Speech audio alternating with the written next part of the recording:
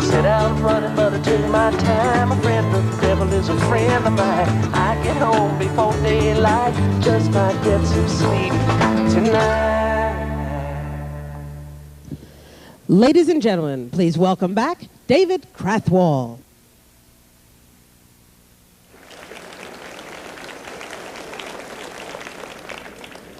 Good morning. It's Friday already. I don't know how that happened. We have a new record. Mark Johnson and Eric Solden both wore ties the entire week. That's news. You know, yeah, I hear it. I hear it. That's the way I feel. I'm with you. I have to tell you a little story this morning to introduce our special guest, and I promised to make it short, so I will.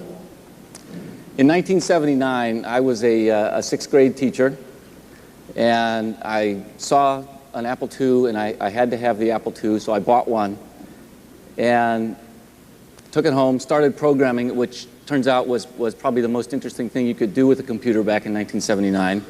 And it really changed my life. And about 10 years later, I found myself at Apple Computer, moved out from Boston, and took a job out here. And I was out in the first week doing that sort of relocation thing and having dinner at a restaurant. My family was still in Boston. And I saw Steve Jobs across on the other side of the restaurant having dinner.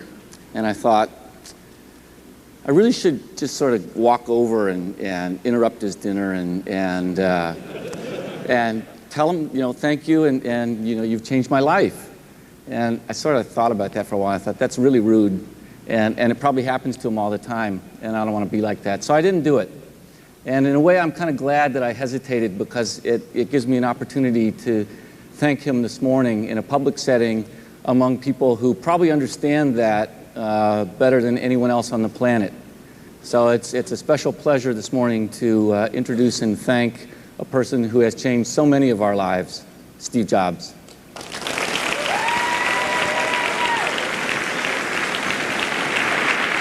Have at it. Thank you. You're welcome.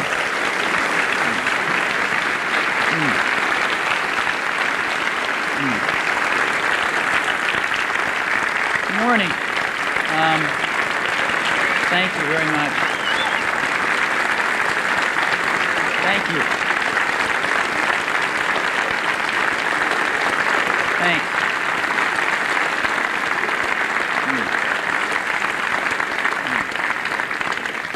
Thank you very much. I really appreciate that.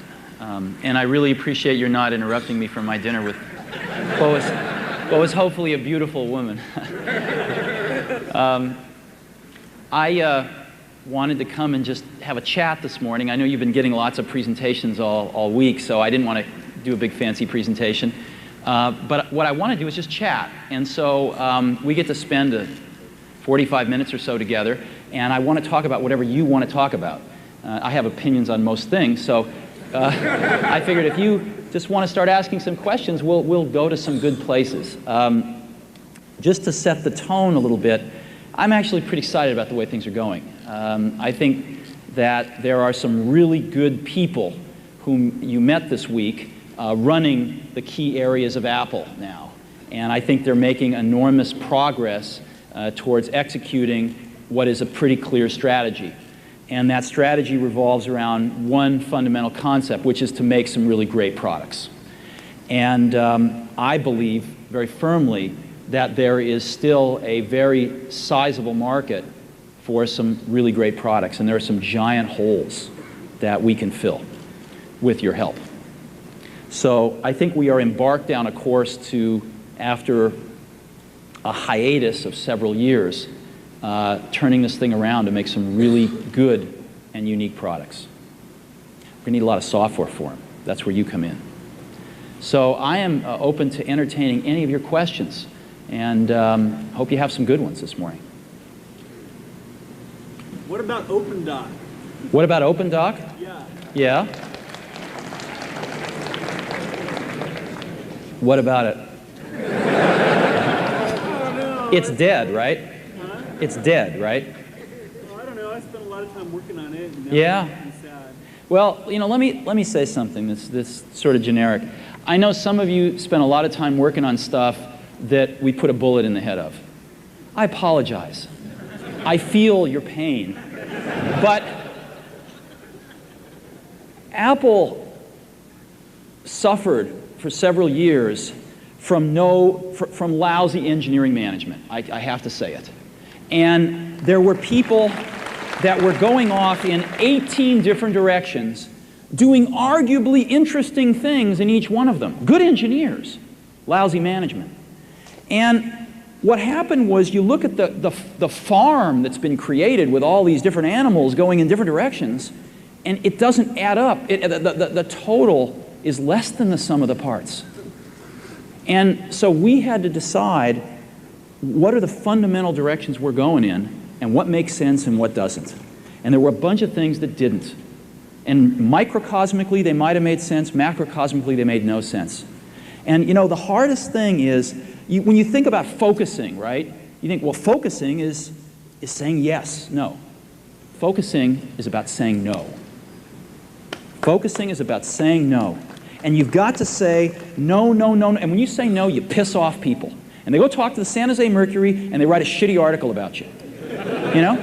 And it's really a pisser.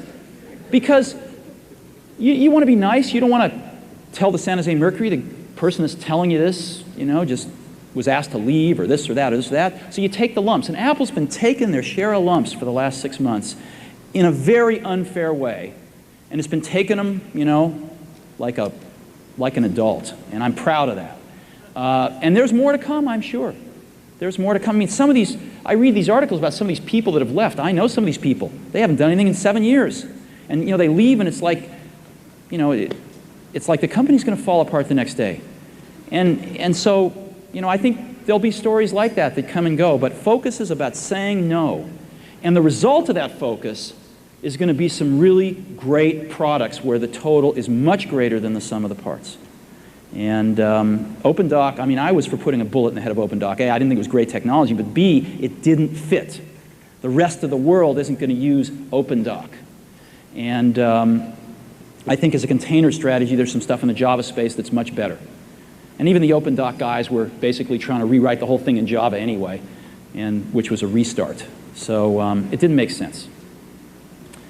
Yes, sir. Steve, what do we do about the press? I mean, the Wall Street Journal reporters get up in the morning, sell Apple short, and then go write stories about us. And it's clear that it's a perception versus reality problem. Yeah. They don't know shit about operating systems. They don't know anything about tools. They don't know what's going on in the future. They don't know that we're building icebergs, and you build them from the bottom up. Sure. You know, I'm sure that a lot of you have had this experience where you're changing, you're growing as a person, and people tend to treat you like you were 18 months ago. And it's really frustrating sometimes when you're growing up and you're becoming more capable, and you've solved, you know, maybe you had some personality quirks you've kind of gotten over, whatever it may be. And people still treat you like you were a year to 18 months ago. It can be very frustrating. Well, it's the same with a company. It's the same with the press. The press is going to have a lag time. And the best thing that we can do about the press is to you know, embrace them, do the best we can to educate them about the strategy, but to keep our eye on the prize. And that is turning out some great products, communicating directly with our customers as best we can, getting the community of people that are going to make this stuff successful, like yourselves, in the loop so you know everything, and just marching forward one foot in front of the other. And the press will take care of it. It's like the stock price. The press and the stock price will take care of themselves. By the end of this year, it's going to look quite different. And you know, when you get, I mean, I'm like an old man now in this industry, and I've seen the ups and downs, and when you see enough of them, you know that's going to happen. So when you get up in the morning and the press is selling Apple short, go out and buy some shares, you know? That's what I would do. That's what I have done.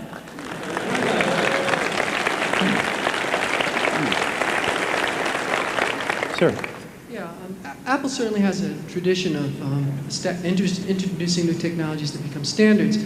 But lately, Apple seems more apologetic about being different than it is proud about being different. And as a developer, you start to feel the same way. And I just wonder, you know, 13 years after introducing the Macintosh, what Apple can do. What Apple can do to get its balls back. Yeah, I got to tell you, though, I have a little different point of view on that.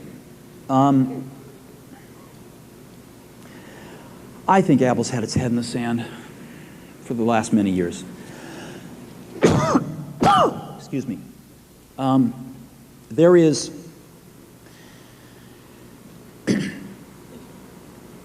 there has been so much that's happened in terms of network computing, as an example, that Apple's completely missed out on. The Mac is probably one of the least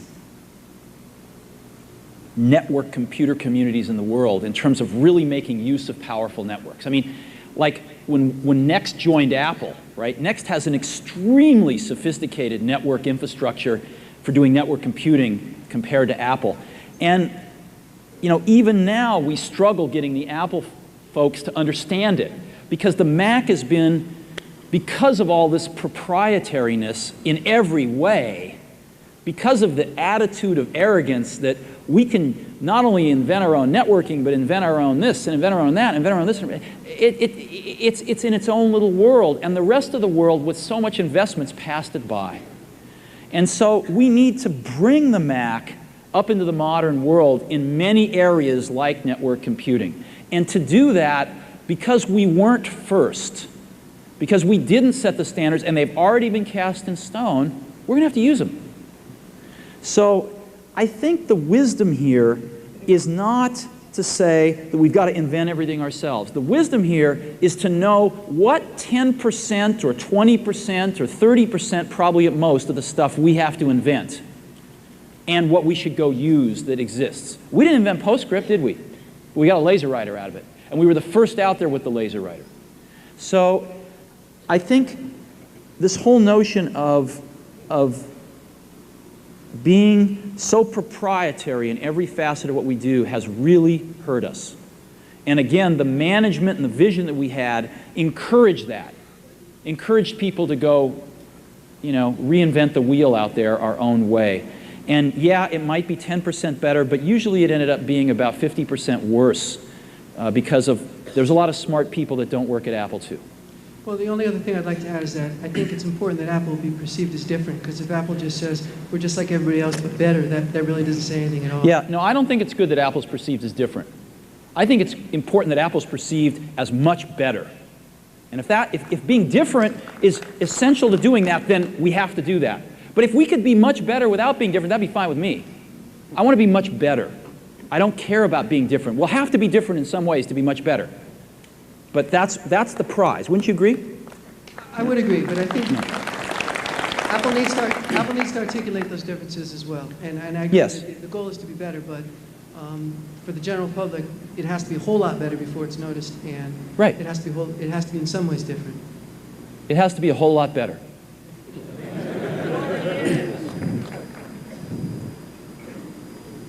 Yes. Good morning. You said in your opening ground rules that there were lots of holes, holes that Apple couldn't necessarily do themselves without this community. Mm-hmm. As a visionary, do you think you could spend a couple minutes either enumerating or talking about those holes? Sure.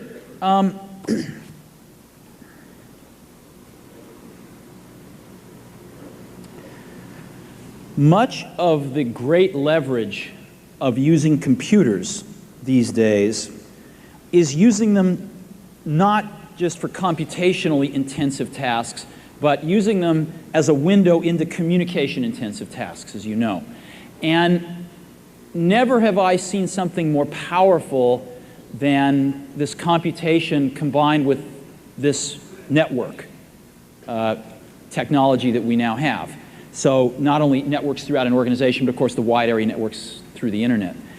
And I just want to focus on something that's very close to my heart, which is living in a high-speed networked world to get your job done every day. Now, how many of you manage your own storage on your computers? How many of you back up your computers, as an example? How many of you have had a crash in the last, 3 years, 4 years? Right. Okay, let me describe the world I live in. About 8 years ago, we had high-speed networking connected to our now obsolete Next hardware running Next Step at the time. And because we were using NFS, we were able to take all of our personal data, our home directories we call them, off of our local machines and put them on a server.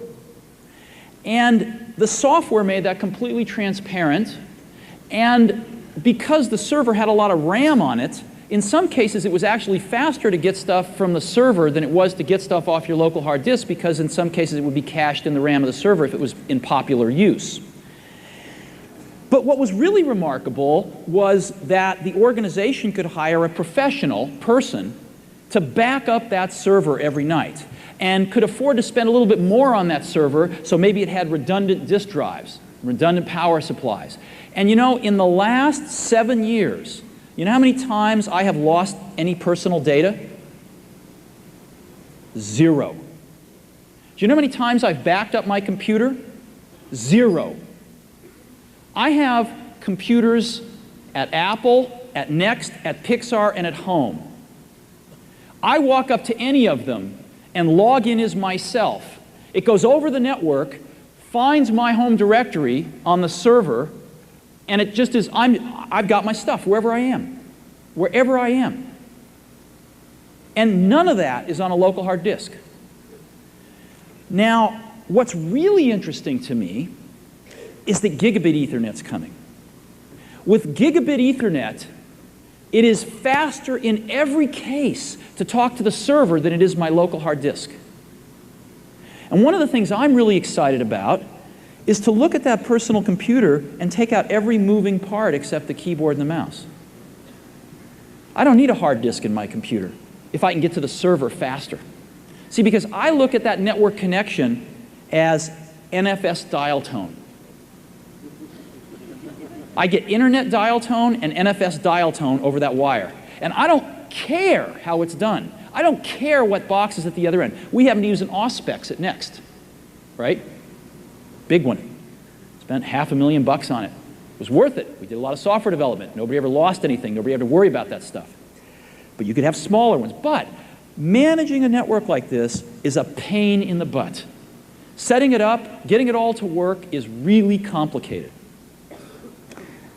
One of my hopes is that Apple can do for this new type of network, it's not so new, but for the average person it's new, with gigabit Ethernet technologies and some of the new server stuff that's coming down the pike, and some thinner hardware clients that are thinner, not necessarily software, that Apple could make that as plug and play for mere mortals as it made the user experience over a decade ago. That's one of the things where I think there's a giant hole. And I can't communicate to you how awesome this is unless you use it. And what you would decide within a day or two is that carrying around these non-connected computers or computers with tons of state in them, tons of data and state in them, is Byzantine by comparison. So there's about 3 or 4 things like that where I think there is enormous opportunity. And where I think, a lot of times, both in people and in organizations, your greatest strength can be your greatest weakness, or your greatest weakness can be your greatest strength. Apple has been highlighted as having an incredibly great weakness of being totally vertically integrated. Well, it doesn't make its own semiconductors, but it makes the hardware, it makes the software, it controls the user experience, it does the marketing and distribute, it does the marketing. And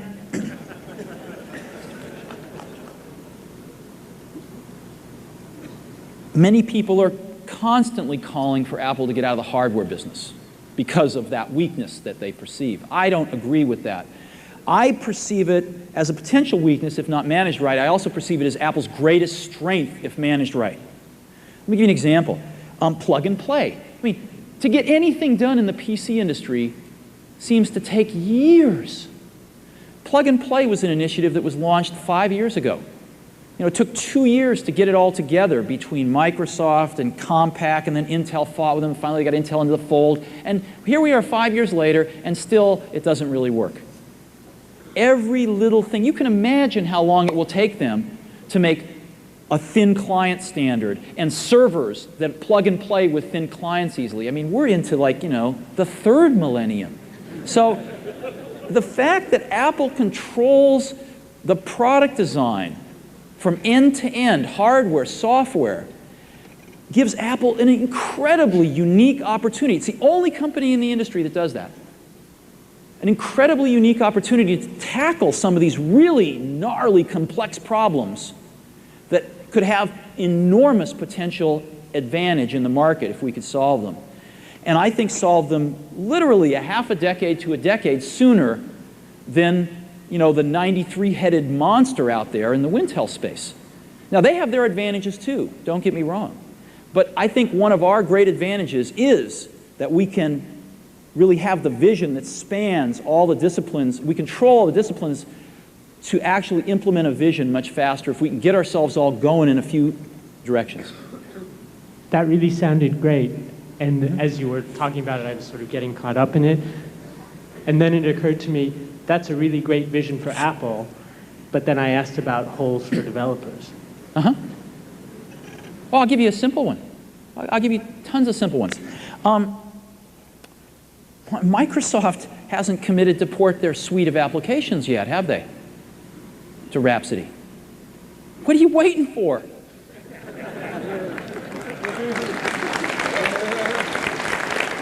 You know, Adobe. Do you know how many copies of a Photoshop Adobe ships every month? Bazillions. That's the foundation of Adobe, is Photoshop. Adobe has not, to my knowledge, committed to port Photoshop to Rhapsody yet. What are you waiting for? This is huge. This is the opportunity to do something, the next generation of apps. Look, there was a company called Lighthouse that was actually bought by Sun about 6 months ago. They were the best next step developer. They had 18 developers, okay? They had by far and away the best presentation application I've ever seen in my life called Concurrence. I still use it today. They had, you know, they had a suite of 5 different apps, and each one was best of breed. The best spreadsheet I've ever used in my life, called Quantrix, that was modeled on Improv. How many people have used Improv here? Okay, Improv is the best spreadsheet in the planet because it incorporates a whole new way of thinking about spreadsheets. It's about for people like me that want to model things. It's phenomenally powerful. And Lotus couldn't figure out to compete with themselves with 1, 2, 3, so they gave it up, and Lighthouse copied it. 18 developers, 5 apps, because of the power of this development environment. What Apple's going to be putting in your hands is a system that you can build apps for 5 to 10 times faster than anything out there, period. And you can choose to do one of 2 things or somewhere in the middle with this power. One, you can make existing complexity apps 5 to 10 times faster, which means that 3 people really can go into a garage on day 1 with a concept and come out in the market with a product 6 to 9 months later.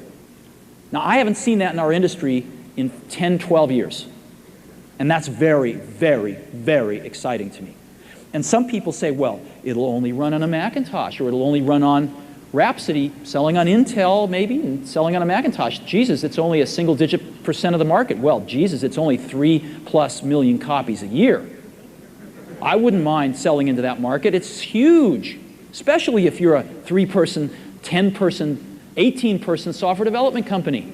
Lighthouse was making a good living selling to the next step market. Give me a break, you know? So, you know, I think there's a huge market out there. And I think there's still tremendous loyalty towards Apple by some of these customers. I mean, if Adobe doesn't want to write the next generation Photoshop on Rhapsody, some of you should. You know, maybe they'll buy you. Who knows? But the publishing market out there would love to see the next generation thing, but even more so, you know who would love it even more than them? Apple, right? You walk in here and say, I've got something that's 5 times better than Photoshop for these publishing people. And if enough of the publishing people agree to where you can convince Apple that that's really the case, you know how much Apple spends on marketing each year? They should spend some of it on these apps and telling the world about them. So if you come up with something really great, I think it's going to get out there. And I think that this is a pretty unique opportunity. But I want to get back to the last point I was making. One of the other things you can do with these powerful tools, in addition to building a current complexity app 5, 10 times faster, is build an app you couldn't build on any platform.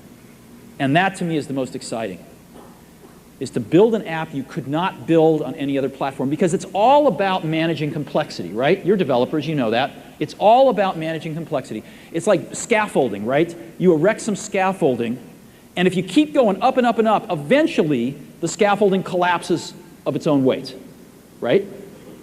That's what building software is. It's how much scaffolding can you erect before the whole thing collapses of its own weight. Doesn't matter how many people you have working on it. Doesn't matter if you're Microsoft with 300, 400 people, 500 people on the team. It will collapse under its own weight. You've read the Mythical Man Month, right? Basic premise of this is a software development project gets to a certain size where if you add one more person, the amount of energy to communicate with that person is actually greater than their net contribution to the project, so it slows down. So you have local maximum and then it comes down. We all know that about software. It's about managing complexity. These tools allow you to not have to worry about 90% of the stuff you've worried about, so that you can erect your 5 stories of scaffolding, but starting at story number 23 instead of starting at story number 6. You can get a lot higher. Sir. You mentioned the stocks and how we can really look forward to that toward the end of the year. I'm wondering, can you make any comment whatsoever on Larry Ellison? Well, there's lots of comments one could make about Larry Ellison.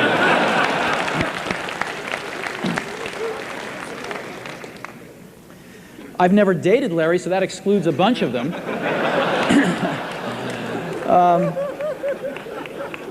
No, actually, Larry's my best friend, and it put me in a slightly awkward situation, and I have certainly encouraged him, to not seek to take control of Apple, because I think Apple's on a good course right now, and I think Larry's on an awesome course. I mean, one of the things I told him was, look, if you took a poll in Silicon Valley of what company you'd like to run, Oracle would be at the top of many people's list. Second largest software company in the world, one of the most dynamic companies on the planet, and Larry built it from scratch, and he's got one of the greatest jobs in the world. So I think Larry he's made his public pronouncements that he's going to stick to running Oracle. So I wouldn't worry about that. And I think what we need to worry about is just making some great products and getting some great applications on them and telling our customers about both of those things. Yes, sir. Oh, I'm sorry. Let's go to the back. Sir. A few weeks ago, the Wall Street Journal announced the profit figures for Microsoft.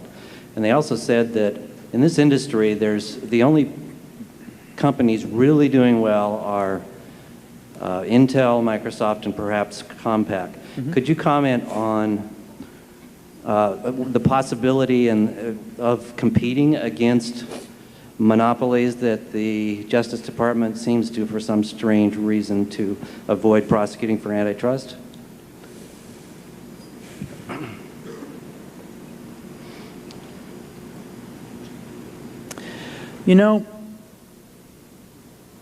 One of the things I feel very strongly about is that, well, I'll go back.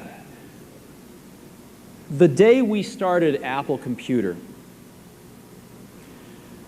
IBM was far more powerful in the computer industry than Microsoft and Intel are today. The day we started Apple, because they not only controlled the technologies, they controlled the customer. They had direct contact with the customer. And so we should have just given up. I mean, Woz, I should have just nudged Woz, hey, forget it. We don't have a chance. But we were too stupid to know that. We hadn't gone to business school. We didn't read we didn't even know what the Wall Street Journal was. I'd never seen a Wall Street Journal. And that served us well. So, what can I say? I think every good product that I've ever seen in this industry, and pretty much anywhere, is because a group of people cared deeply about making something wonderful that they and their friends wanted. You know? They wanted to use it themselves. And that's how the Apple I came about, that's how the Apple II came about, that's how the Macintosh came about, and that's how almost everything I know that's good has come about. It didn't come about because people were trembling in the corner, worried about some big company stomping on them. Because if the big company made the product that was right, then most of these things wouldn't have happened. I mean, if Woz and I could have went out and plunked down, $2,000 and bought an Apple II, why would we have built one? We weren't trying to start a company, we were trying to get a computer. So I'll tell you right now, I'll give you an example. I get about 200 email messages a day, sans all of the, get-rich-quick ones from the internet. And I've been in that mode now for, 5, 6, 7 years. And I've used about and email to me is the most important app I use. And I've used every email system I know of out there. And I can tell you that the one on Next Step or Rhapsody is literally, almost an order of magnitude better, more productive than anything else I know of. I mean, I walk around Apple and they're using Eudora, they're using the worst mail system in the world at Apple. And I know we could like improve the productivity inside Apple 30% if we just get them a good email system. And so it's amazing to me that something as obvious as email is so broken out there. Netscape's is awful. I mean, everybody's is awful. And if something as obvious as email is so broken, I'll give you, and the other one I mentioned before, spreadsheets. If you used Improv or Quantrix for a week, you would go, how come this hasn't completely replaced Excel? For 75% of the people out there. Yeah, there's 25% that'll still want Excel, for good reasons. But for 75% of the people, why hasn't this replaced it? And there are no answers to these questions, except let's go do it. And that's my attitude about this thing. The other thing I feel very, very, very strongly is it's incredibly stupid for Apple to get in a position where for Apple to win, Microsoft has to lose. That's really dumb. I mean, I don't expect the federal government to break up Microsoft for a lot of reasons, the least of which is the federal government's a monopoly. I mean, they're buddies. So, Microsoft's a fact of life. They're like the air we breathe, Yeah.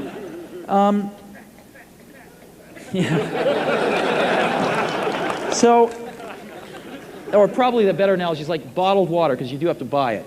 But nonetheless,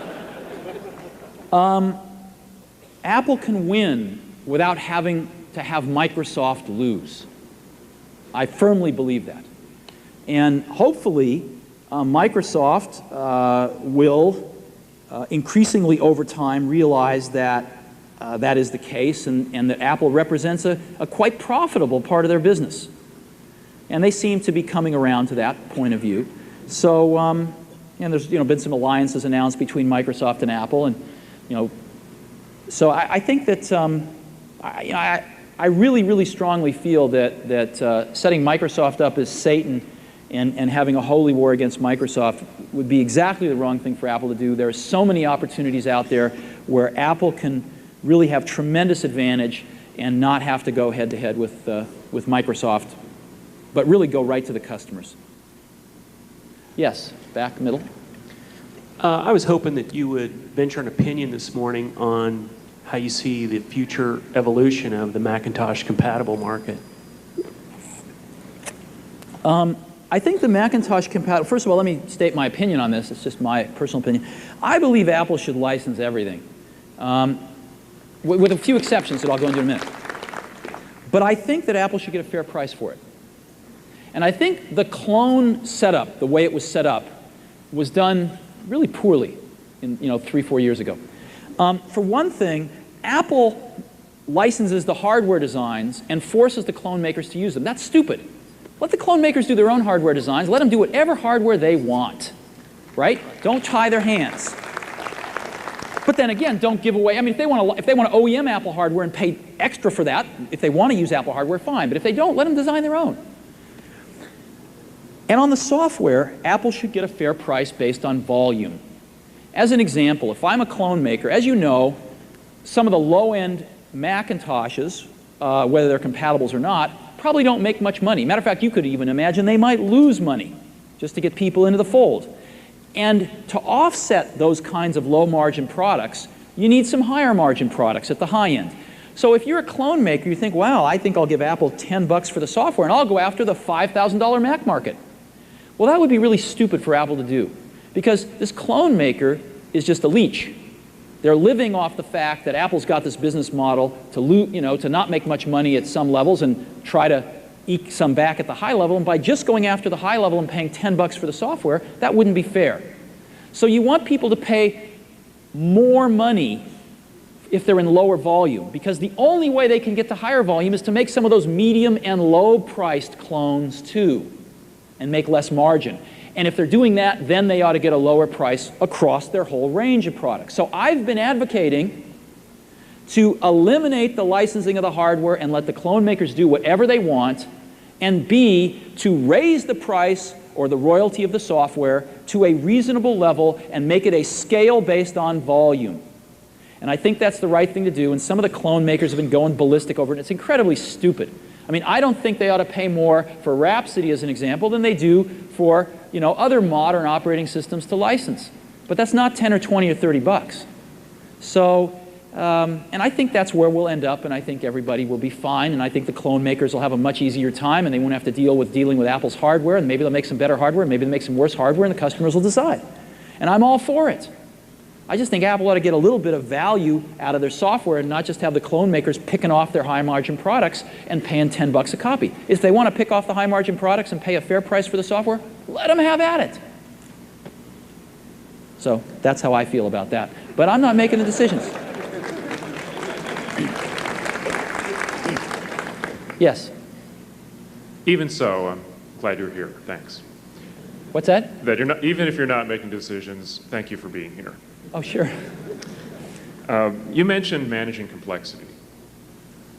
There's a lot of people out there who are either not using computers or think of computers as something they have to babysit, that they work for their computers. How can we get computers to where they work for people instead?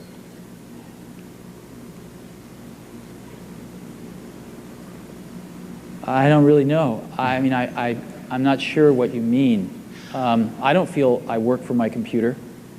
I feel it's a little invasive. I mean, I have a T1 to my house, and you sort of get in the habit of answering your email, within a few seconds after it arrives, so it can be invasive on a family life. Yeah. I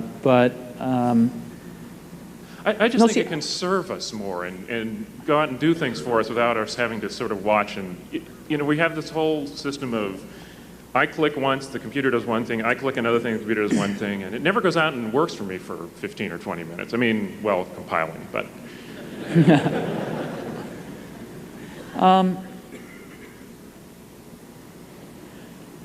I guess my point of view is a little different on that. My point of view is that I am routinely running 10 to 15 applications at once on my computer. They are all routinely talking to each other in a very wonderful way that I don't have to pay much attention to, and I can move things between them very easily. And I'm connected in an extremely high-speed, easy, transparent, productive way with my colleagues. It's so much better than anything I see in the Windows or the Mac world today that I will be happy if over the next 12 to 24 months as you guys roll out your apps, that we can just bring this to everybody. Cool. Secondly, I know there's at least 20 more apps that I'd love to be using that haven't been written yet. And if we can make those apps really easy to write, and if we can keep the Mac market far less expensive to market into than the Wintel market, so that you can get them to market, then we can all get a chance to use those great apps that you guys are going to write. Okay. So my view is that for the next several years, like 3-4 years, our job is not to reinvent the world, is to take something that we know exists already, but hardly anybody's got it, and get it out to them. You know? And it's to be honest, it's a lot like Xerox PARC. I mean, Xerox PARC had some of the things that were in a Macintosh, just nobody else had them. Well, there's thousands of people out there that use this now, but there aren't millions. And if we can get that out there, I think it's going to change a lot. And fortunately, a lot of it is tried and true and been polished and refined, and it's pretty bulletproof. So we're not going to have to go through any embarrassing early moments, I hope. That would be cool. Yeah. You mentioned tools, if I may. I noticed the great, wonderful next step demo where we have a visual way of building the interface is great. And then all of a sudden we're back into text to do a little coding to add a few things. And there is already something that visually programs called Prograph. And it's probably a lost cause, but something like that has got to get here one day. And you know what? In the meantime, I'll go ahead and I'll do the next step. I'll do it. I'm doing it. Yeah, see, we want that too. Here's the deal. Okay. The way you get programmer productivity is not by increasing the lines of code per programmer per day. That doesn't work. The way you get programmer productivity is by eliminating lines of code you have to write. Right? The line of code that's the fastest to write, that never breaks, that doesn't need maintenance, is the line you never had to write. Right? Right. So the goal here is to eliminate 80% of the code that you have to write for your app. That's the goal. Okay. It's not to, and so along the way, if we can provide WYSI this and WYSI that and visual this and visual that, well, that's fine. But the high order bit is to eliminate 80% of the code. When you drag a line in Interface Builder, you're eliminating code of one form. But I've seen a lot of visual but that only goes so far. Maybe we can go further. I've seen a lot of demos of things that try to take it all the way back into the algorithmic part of the code base, and none of them have ever been any good. If there are any good ones out there, show them to Avi, and he'll show them to me. Okay. Love to see them. Thanks. Sir. Yeah, you mentioned how good it is that Apple controls the hardware, or at the very least that Apple controls something like Chirp, which is the hardware spec. And indeed, I hear really good things about it. I hear that I hear that Chirp has really fast bus speeds. I hear they've really improved the I/O subsystem. And then I came to the conference. I actually talked to some of the people working on it. And on the cloning side, I hear that Chirp is done. They've already finished the hardware. They're ready to go into production. I talked to some people here at Apple working on the software side, and they said, well, that software side is actually done too. It's all waiting on some weird negotiations going on with the cloners.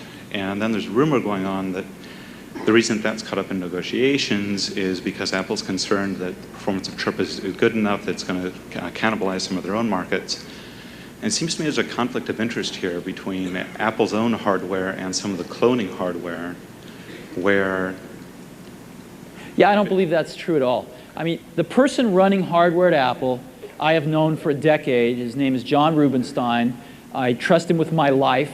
He's the best hardware leader I have ever seen in my life. He's really, really, really good. He comes from very high-performance systems.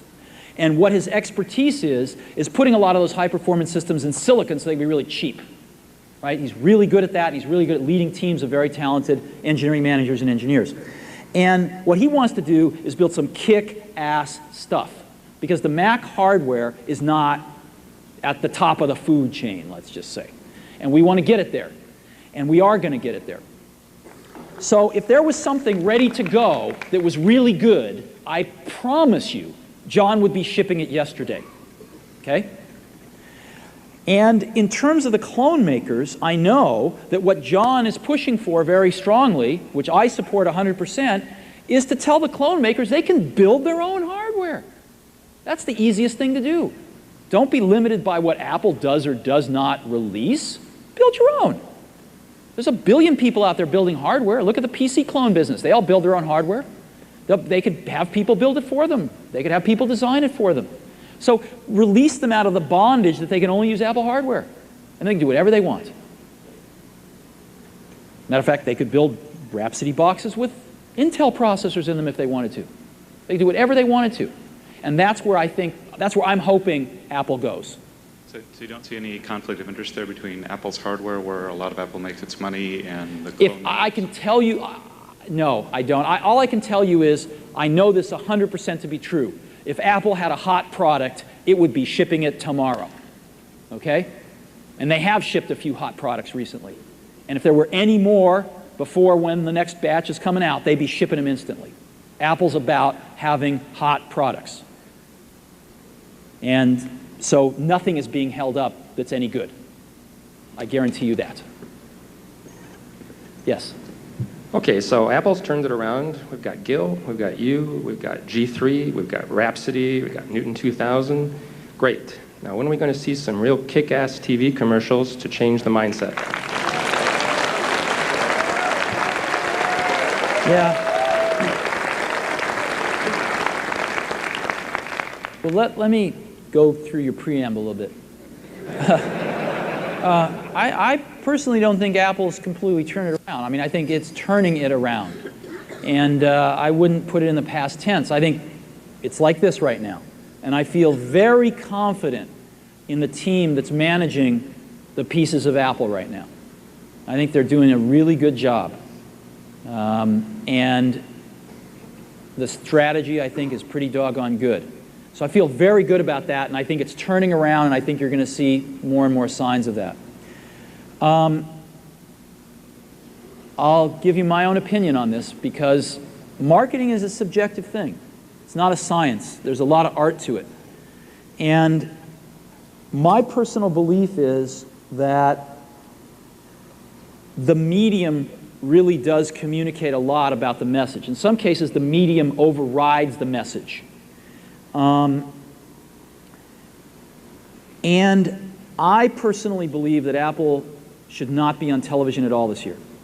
It's the wrong place to be for Apple. Because what it means, just a sec, what it means is that Apple is trying to spend a lot of money to convince you that everything's okay. And what I think Apple ought to be doing is taking a fraction of that money and putting it in print. And I don't mean 8-page Wall Street Journal ads. Because to me, again, an 8-page Wall Street Journal ad is saying, I'm going to spend my wad to show you that I'm back. And what Apple needs now is not spending $1 million to tell people it's back.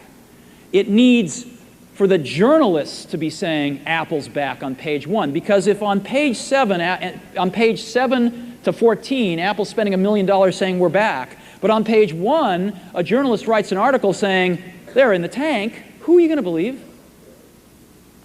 As a matter of fact, that $1 million on page 7 to 14 is going to reinforce the message on page 1. They got to buy me. Meanwhile, it's the TV commercials that are influencing the salesmen at Circuit City and Fry's, and they're the ones who are bad-mouthing us. You know, I don't buy it at all. I don't buy it at all. I don't think that's true. I think that more than anything right now, PR is influencing purchase consideration in this category, not advertising. So I'm in the minority, but I have had a certain degree of experience in this matter. And I believe strongly that, that Apple really needs to talk about its great products and its great customers and its great applications. And the best way for it to do that is in print, in a very straightforward way. And I also believe very strongly that the high order bit of any marketing campaign is profitability. We spend a boatload of money in any quarter marketing ourselves, and if we lose money in that quarter, any positive momentum that we've created is completely erased. So profitability to me is the high order bit of marketing for Apple at this point in time. And I think, you know, we're approaching that, and I think we should just use every ounce of financial resources to get there, and I think that will be very strong and very loudly heard. I think we should focus on PR, and I think we should focus on print advertising and stay out of television this year, but I don't make these decisions. So that's my recommendation that I've given Apple. Use your clout to make sure that when the TV commercials are done and you have more money, they're good ones. Thanks. Yes. Mr. Jobs, you're a bright and influential man. Here it comes. It's sad and clear that on several counts you've discussed, you don't know what you're talking about. I would like, for example, for you to express in clear terms how, say, Java, in any of its incarnations, addresses the ideas embodied in OpenDoc. And when you're finished with that, perhaps you could tell us what you personally have been doing for the last 7 years.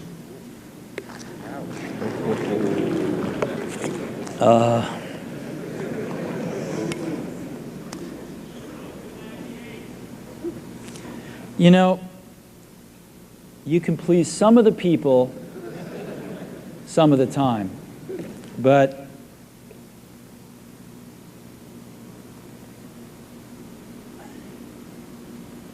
one of the hardest things when you're trying to affect change is that people like this gentleman are right in some areas.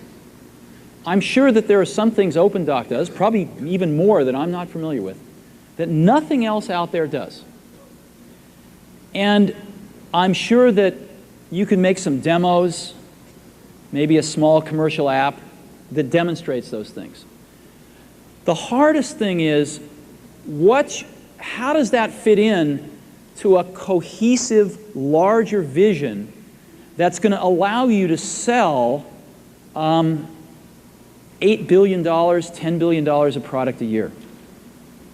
And one of the things I've always found is that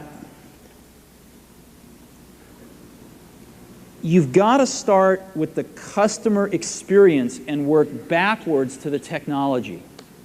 You can't start with the technology and try to figure out where you're going to try to sell it. And I've made this mistake probably more than anybody else in this room. And I've got the scar tissue to prove it. And I know that it's the case. And as we have tried to come up with a strategy and a vision for Apple,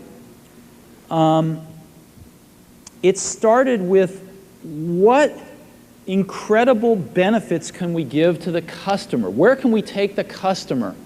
Not starting with, let's sit down with the engineers and figure out what awesome technology we have, and then how are we going to market that? And I think that's the right path to take. I remember with the laser writer, we built the world's first small laser printers, you know, and there was awesome technology in that box. We had the first Canon laser printing, cheap laser printing engine in the world, in the United States here at Apple. We had a very wonderful printer controller that we designed. We had Adobe's PostScript software in there. We had AppleTalk in there. Just awesome technology in the box. And I remember seeing the first printout come out of it and just picking it up and looking at it and thinking, you know, we can sell this. Because you don't have to know anything about what's in that box. All we have to do is hold this up and go, do you want this? And if you can remember back to 1984, before laser printers, it was pretty startling to see that. People went, whoa, yes. And that's where Apple's got to get back to. And, you know, I'm sorry that OpenDoc's a casualty along the way, and I readily admit there are many things in life that I don't have the faintest idea what I'm talking about. So I apologize for that too. But there's a whole lot of people working super, super hard right now at Apple. You know, Avi, John, Garino, Fred, I mean, the whole team is working, burning the midnight oil, trying to, and people, you know, hundreds of people below them, to execute on some of these things, and they're doing their best. And I think that what we need to do, and some mistakes will be made, by the way. Some mistakes will be made along the way. That's good, because at least some decisions are being made along the way. And we'll find the mistakes, we'll fix them. And I think what we need to do is support that team going through this very important stage as they work their butts off. They're all getting calls, being offered 3 times as much money to go do this, do that, the valley's hot, and none of them are leaving. And I think we need to support them and see them through this and write some damn good applications to support Apple out in the market. That's my own point of view. Mistakes will be made. Some people will be pissed off. Some people will not know what they're talking about. But I think it is so much better than where things were not very long ago. And I think we're going to get there. So I think we've got time for just a few more questions. So why don't we take 3 more questions, and we'll get on our way today. In the back. Yes. I work for a large corporation that is seriously reconsidering its development targeting for the Macintosh. Mm-hmm. They sent me out here on last year's WWDC, and I came back with, you know, a lot of new technology, and I really impressed them with, wow, we got Gil on board now. We've got a next generation OS we're moving forward with, and I've lost a bit of credibility with that. And now, on Monday morning, I got to go back to them and say, we really mean it this time. We've got great new technology, and I really do believe in the new strategy. If you were me, if you were a software developer like me who works for a Fortune 500 corporation, what would you tell my people to convince them to stay with the Macintosh? Mm-hmm. It's a good question.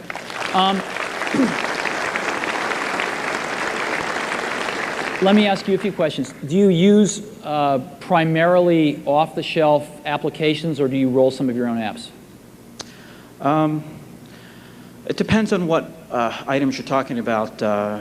Most of the I use Code Warrior, and I've used Photoshop and some of the word processing things. I don't. The things I write are generally for my company, or things that I've written for myself, mostly games.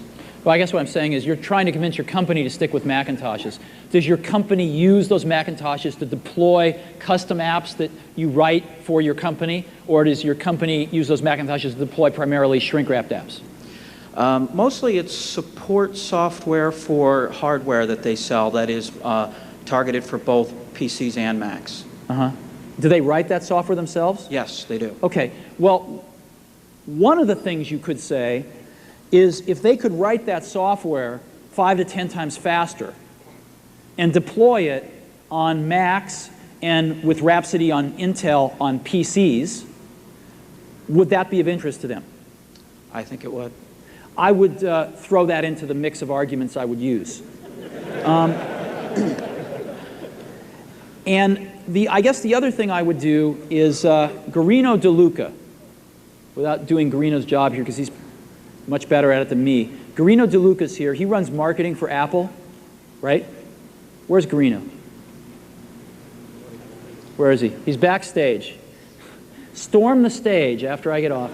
Go find this guy, and he's actually got a white paper on this that you should get your hands on. Thank you. Okay. Yes. Yes. A while ago, Apple had a vision of a user interface that meant, like this last guy, when you were over here last, meant I wouldn't have to do work, my machine would do it for me, using agent software, knowledge navigator, intelligent agents. Are we going to see the like of that sometime soon? Because I'm signed up for that. You know,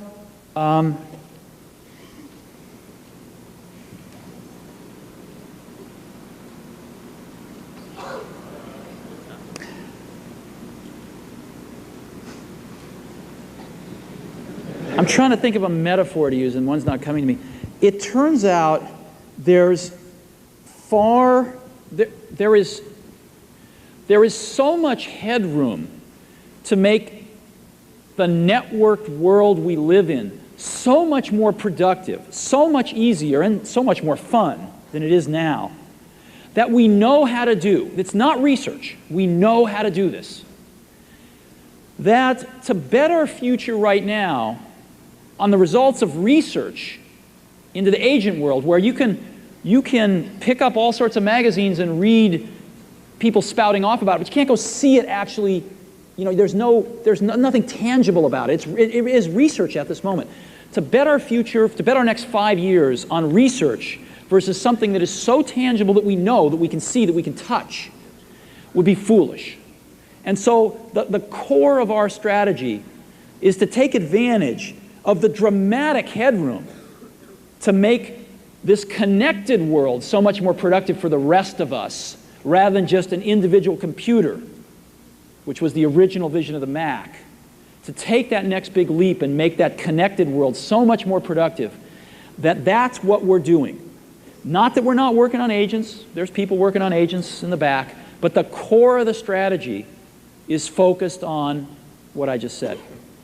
And I think you're right. I think at some point they're going to start doing more for us in ways we can't imagine. But even before we get to that, we can make life 5 times better, even without that research being successful. Thank you. Yeah. Yes. One quick question. What do you think Apple should do with Newton? You had to ask that.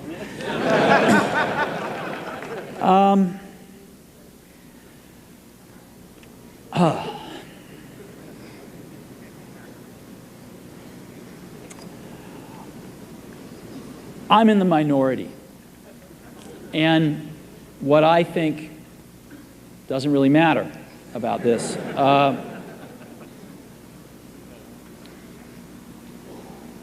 I think that most companies can't be successful with one stack of system software.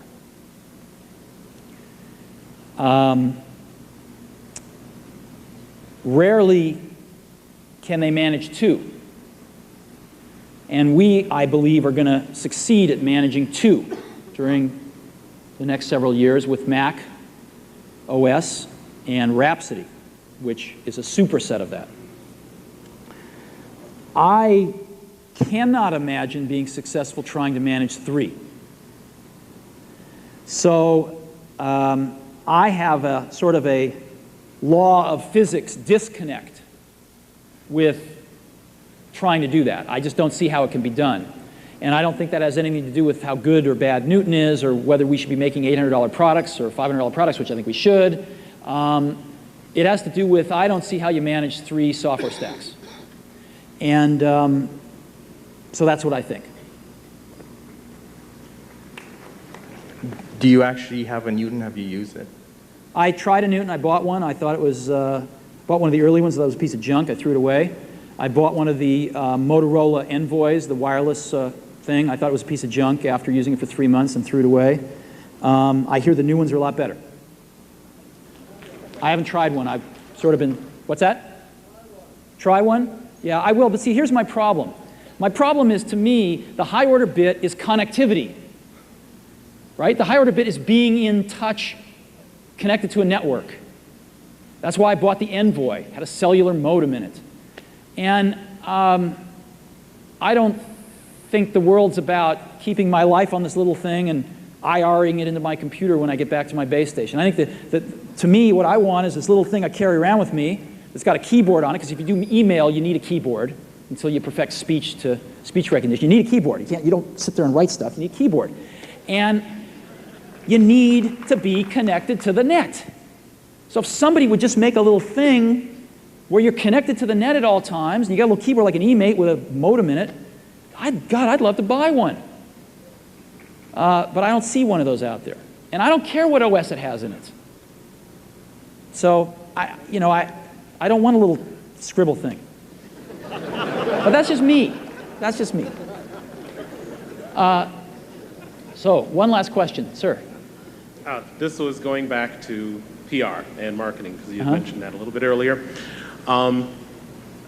First off, would you be interested in taking a slightly more evangelistic role within the company? Because, yes, you are a single person, you are in the minority, so to speak, but when you talk, it does have a lot of effect, because basically, a stone in a pond produces a lot of ripples. The second thing that ties along with that is, on the marketing side, going to print, that makes sense, and going to get the writers to write stories and to back things up will have a very positive effect, and that's correct. But the marketing side of the house seems to not be in sync with everything else, and in particular, certain marketing agencies. What would it take for Apple to work with a marketing agency that has a vested interest in making things successful? Personally speaking, I don't feel that the present marketing organization, and this is not talking about Guerno, this is more the marketing, the other marketing agencies that work with Apple. I don't think they have Apple's best interests at heart, because they're not hungry. They have no drive. They have no reason of saying, hey, we got to make this thing fly, because if we don't, we die along with them. Right. Well, let me answer both those questions in reverse order. I think Apple needs to be working with really great agencies. I don't care if they're hungry or if they're not.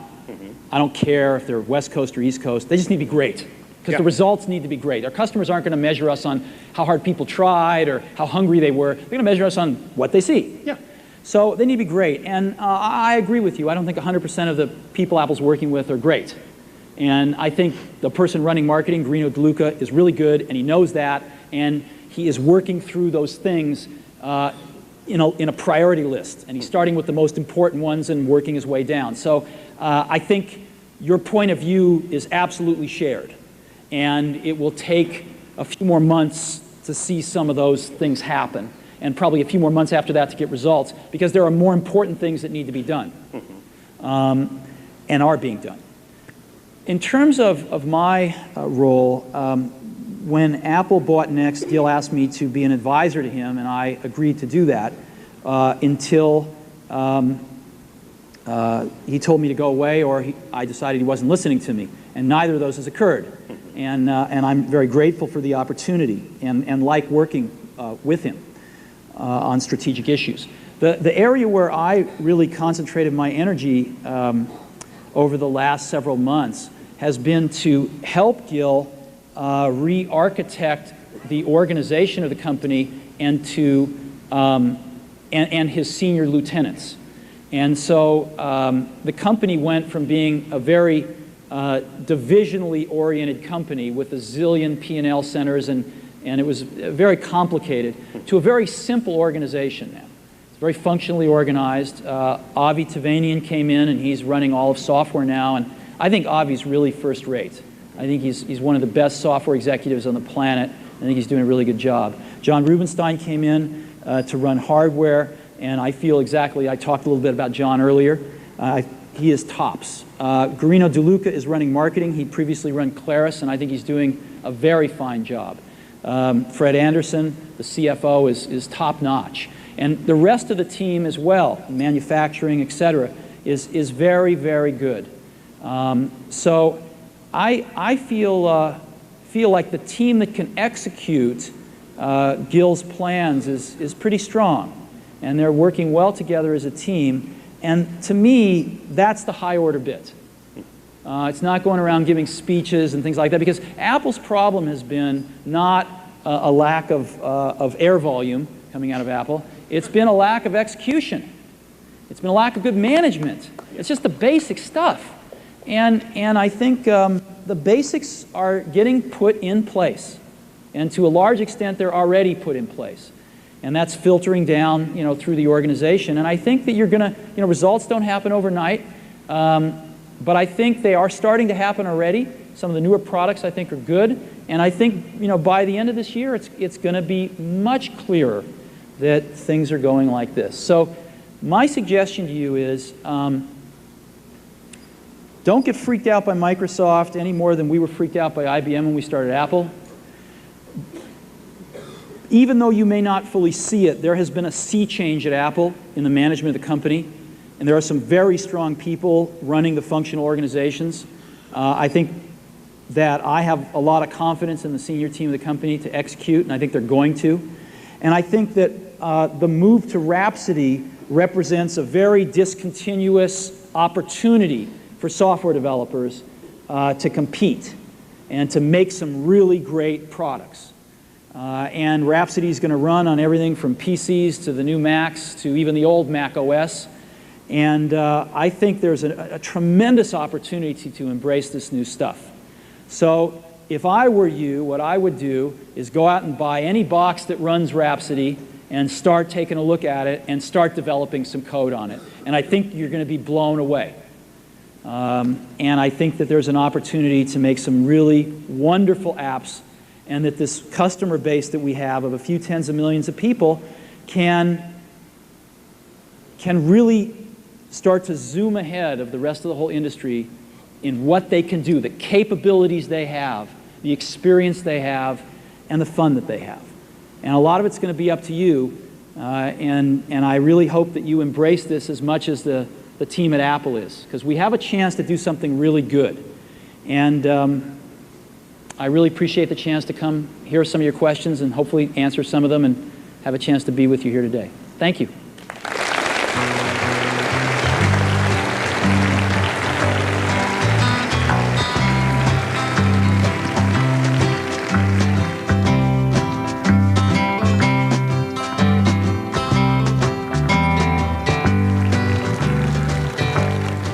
Okay, thanks very much to Steve for that. That was great.